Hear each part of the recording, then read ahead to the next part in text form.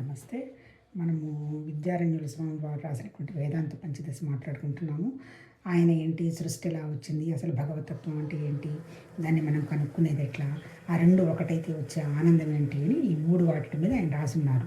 అట్లాగా మొదటిది ఏం చెప్పాడు, దాన్ని ఏం చేయాలంటే నువ్వు వివేకంతో కనుక్కో, భగవతత్వం అంటే ఏంటి, లేకపోతే నీ జ్ఞానం అంటే ఏంటి, అసలు ఆత్మ ఏంటి, పరమాత్మ ఏంటి, తత్వం ఏంటి, ఆ తర్వాత పంచభూతాలు ఏంటి, పంచకోశాలు ఏంటి, ఇవన్నీ కూడా ఆ పరమాత్మ తత్వంని వాటిలో నుంచి కనుక వేరు చేస్తే ఉన్నతంత ఒకటే అనేటువంటి అవగాహన నీకు వస్తుంది.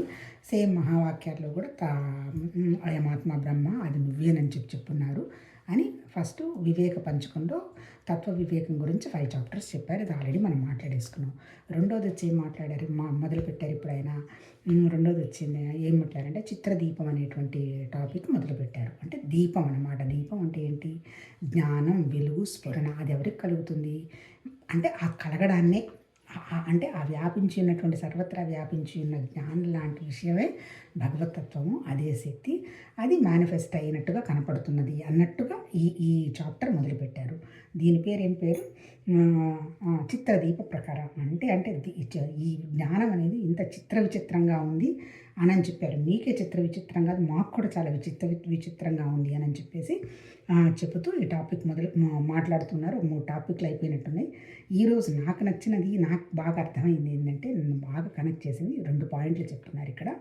ఏం చెప్పారు ఇక్కడ మళ్ళీ కొత్త పదాలు 2 వాడారు. ఏం వాడారు, అధ్యారోపం అనే పదం వాడారు.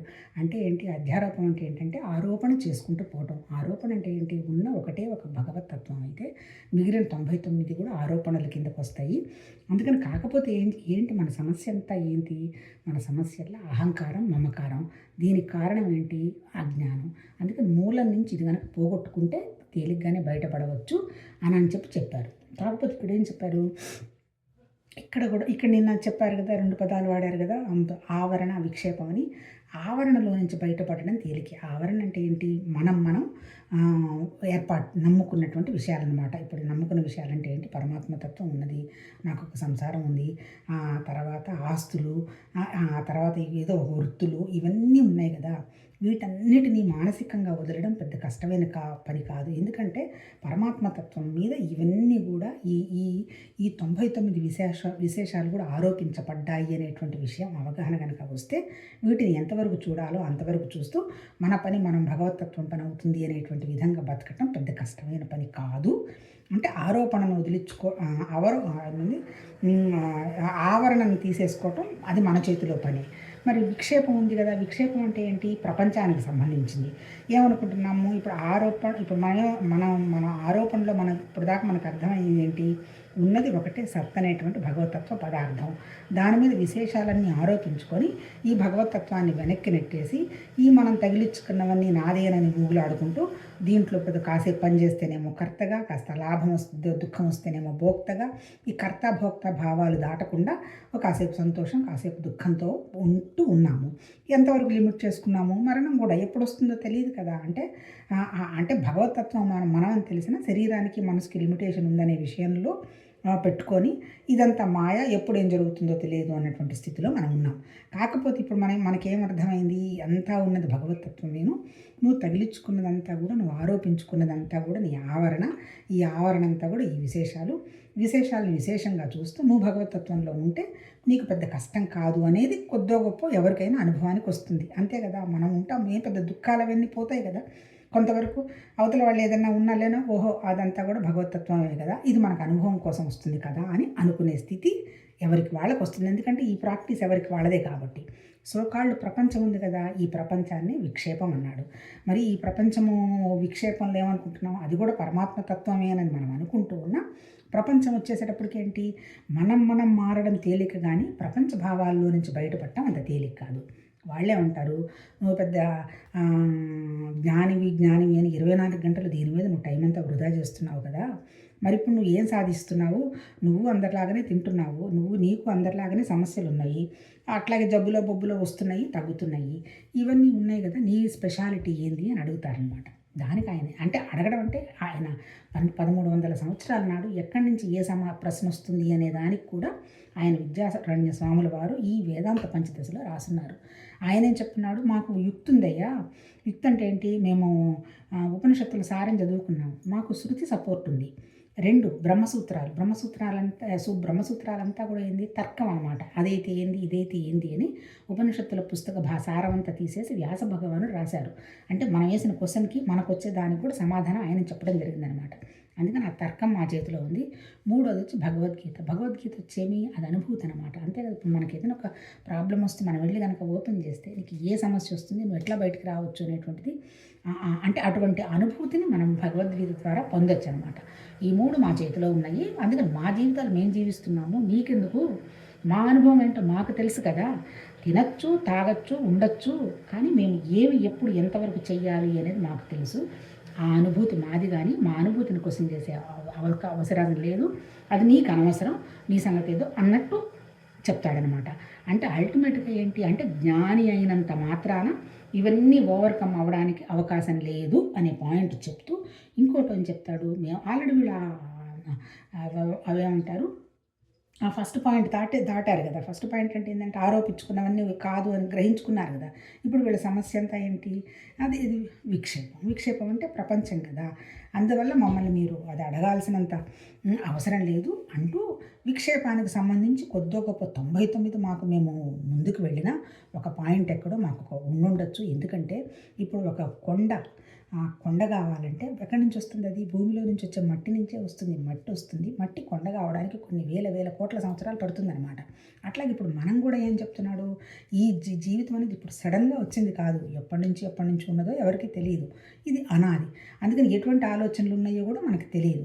అందుకని ఇప్పుడు సడన్గా ఇప్పుడు నిద్రపోతున్నాము, ఒక కళ వస్తుంది, కళలో తట్టి లేపడంతో ఇక్కడ అని ఇట్లా కాసేపు ఆలోచించుకుంటాము. అట్లాగంటే ఏంటి, ఒక మామూలుగా నిద్రపోయిన కళలో నుంచి వచ్చి విషయాన్ని గ్రహించడానికే కొంచెం మర్చిపోయిన పరిస్థితి ఉంటే, ఇప్పుడు మేము ప్రపంచం విషయాల్లో నుంచి భగవతత్వంలోకి వస్తున్నప్పుడు కంప్లీట్గా మేము నీళ్లలో ముంచిన దేవతల్లాగా ఉండే ప్రాసెస్ ఎక్కడ ఉంటుంది, మాకేమున్నాయో మాకు తెలియదు కదా. కాకపోతే మాకంటే ఏంటి, ఈ జ్ఞానం తెలుస్తున్న వాళ్ళకి ఎక్కడో ఒక పాయింట్ ఎక్కడో ఉండొచ్చు. ఎప్పుడో అంటే మళ్ళీ పునర్జన్మ ఏం మాట్లాడు, ప్రారంధం అనడు. అంటే ఎప్పటి నుంచో వస్తున్నది కాబట్టి అది మోసుకొస్తున్నాం. ఏమన్నా 1 ఏదన్నా సడన్గా నిద్రలో కళలో వచ్చినలాగా ఉండొచ్చు తప్ప మాకేమి ఇటువంటివన్నీ ఏమీ పెద్ద ఆటంకపరిచేవి కాదు అన్నట్టు చెప్తాడు. అంటే ఏంటి అంటే జ్ఞానులైనంత మాత్రాన చూసే వాళ్ళందరూ వీళ్ళని అర్థం చేసుకునే పొజిషన్లో ఉండరు అంటారు. ఎందుకు ఉండరు, ఎవరి మనసులో ఏముందో అవతల వాళ్ళ విషయాన్ని కూడా అలానే చూస్తారు. ఇప్పుడు ఈ 800 కోట్ల మంది ప్రజలు ఒకళ్ళ కోరికకి సంబంధం లేదు, ఒకళ్ళ అనుభవాలకి సంబంధం లేదు. అల్టిమేట్గా ఈ ఈ అద్భుతమైన ఈ పుస్తకంలో కొన్ని వందల సంవత్సరాల నాడు ఆయన కూడా ఎక్కడో మన శృతుల నుంచి బ్రహ్మసూత్రాలు, ఉపనిషత్తులు అన్నీ తీసుకొని మహానుభావులు శంకరాచార్య గారి దగ్గర నుంచి అంతకుముందు ఉన్నటువంటి వాళ్ళ గురువుల మ్యాటర్ అంతా కూడా చదువుకొని ఆయన చెప్పింది ఏంటి అంటే, అది ఎప్పటికీ కూడా పనికొచ్చే సెంటెన్సు, ఎవరి అనుభవాలు వాళ్ళవే తప్ప పక్క వాళ్ళకి ట్రాన్స్ఫర్ చేయలేరు. నేను ఇప్పుడు పచ్చడి తింటున్నాను, చాలా ఆనందంగా ఉంది, పక్క వాళ్ళని తిను అంటాం.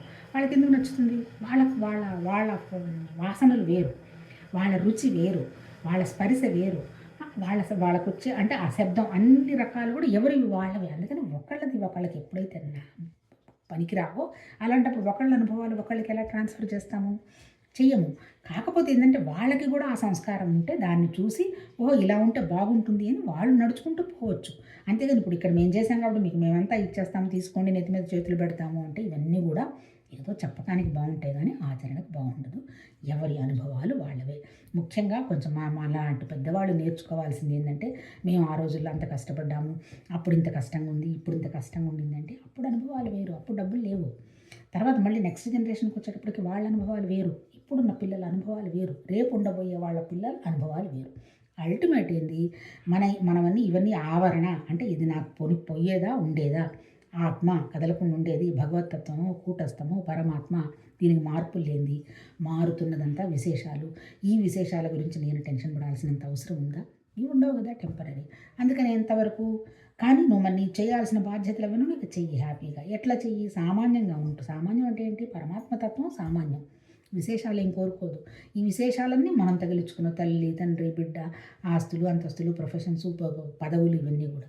అందుకని వాటిని చాలా క్యాజువల్గా చూస్తూ, సామాన్యంగా ఉంటూ, టెన్షన్ పడకుండా పని జరుపుకుంటూ పోవటమే మనం చేయాల్సినటువంటి సాధన అని మహానుభావుడు అప్పుడిప్పుడో చెప్పున్నారు.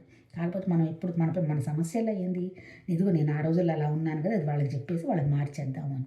అవన్నీ కుదరదు. మరి ఇప్పుడు మీరెందుకు ఇట్లా మాట్లాడుకుంటున్నారు అంటే టైం పాస్. 24 గంటల టైం ఉంది. వంటకి గంటకు ఒక అరగంట, ముప్పావు గంట అయిపోతుంది. రిమైనింగ్ టైం అంతా ఖాళీ. ఏదో కొద్దో గొప్పో విన్నది భలే ఆనందంగా అనిపిస్తుంది. అది చెప్పుకోవాలనిపిస్తుంది. అంతే తప్ప ఏదో ప్రపంచాన్నంతా మారుస్తారు. సొంత పిల్లలే వినరు. ఏందమ్మా ఇంతంత టైం వేస్ట్ ఎవరైనా చేస్తారా అంటారు. అందుకని ఎవరు మన అనుభవాలు ట్రాన్స్ఫర్ చేయలేము. ఆ తర్వాత ఎవరో మనం చేస్తున్నామని ఎవరైనా మనల్ని పొగుడుతున్నారు అంటే కూడా ఇదంతా కూడా ఒక రకమైనటువంటి ఏమంటారు దాన్ని, అది ఒక ప్రాసెస్ అంతే తప్ప మనలో మనం ఉండడం అనేది నిన్న కూడా చెప్పున్నారు కదా. సెల్ఫ్ అంటే ఏంటి? ఆత్మ అంటే స్వయం ప్రకాశం అంటే మనలో మనం. ఈ మనలో మనం ఎలా ఉన్నామా, ఉండలేదా? ఎందుకు ఉండలేకపోతున్నాము అంటే విశేషాలకు ఎక్కువ విలువిస్తున్నాము. ఇప్పుడు మనం చేయాల్సింది ఏంటి? విశేషాలతో ఉండు. విశేషాలకు చేయాల్సిన పని అద్భుతంగా భగవంతుడి దేవల శరీరం ద్వారా, పరికరం ద్వారా జరిగేట్టు చూడు. కానీ అల్టిమేట్ ఏంది? నువ్వు శరీరం కాదు, మనసు కాదు, ప్రాణం కాదు. యు ఆర్ పార్ట్ ఆఫ్ పరమాత్మతత్వం. ఏం జరుగుతున్నా, ఏం మాట్లాడుతున్నా పరమాత్మతత్వమే జరిగిపోతుంది అనేటువంటి భావనలో ఉంటే లైఫ్ ఈజ్ బ్యూటిఫుల్. ప్రతి సెకను భగవతత్వాన్ని ప్రాసెస్ చేసుకుంటూ 100% ప్రజెంట్లో ఉండడంగా జరిగితే ఈ జీవితం అంత అద్భుతం ఇంకొకటి లేదు. అదే ఈరోజు ఆయన వేదాంత పంచదశలో ఆ మహానుభావుడు చెప్పింది. 2 పాయింట్లు చెప్పాడు. జ్ఞాని అనేవాడు ఎలా ఉంటాడు, ఆ తర్వాత మన అనుభవాలు మనం ప్రాసెస్ చేయొచ్చు అని. అసలు ఎందుకు అంటే ఆవరణ విక్షేపాలు. ఆవరణలను దాటిపోవచ్చు అంటే మనం మార్చుకోవడం పెద్ద కష్టమే కాదు, తేలికే. కానీ విక్షేపాలు అంటే ప్రపంచం జోలికి మనం వెళ్ళడం అనేది అంత పెద్ద తేలికైనవి కాదు.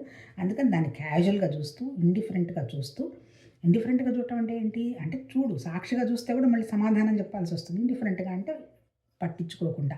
కానీ చేయాల్సిన పని అయితే సిన్సియర్గా, ప్రేమగా చెయ్యట్టు చూస్తూ ప్రాసెస్ చేసుకుంటూ పోవాలి. ఇది ఈరోజు చెప్పిన విషయం.